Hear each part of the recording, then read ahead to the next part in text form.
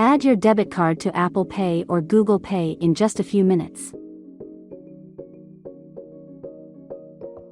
First, tap Cards.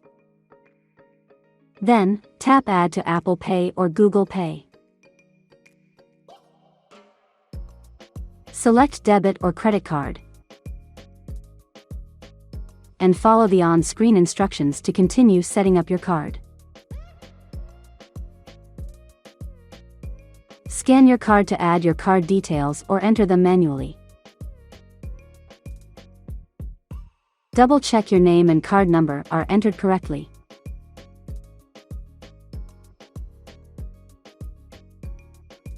Just enter the expiration date and security code. Accept the terms and conditions.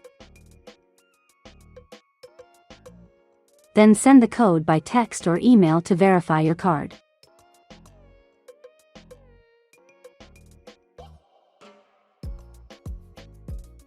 Now, set it up as your default card in your mobile wallet and use it anytime.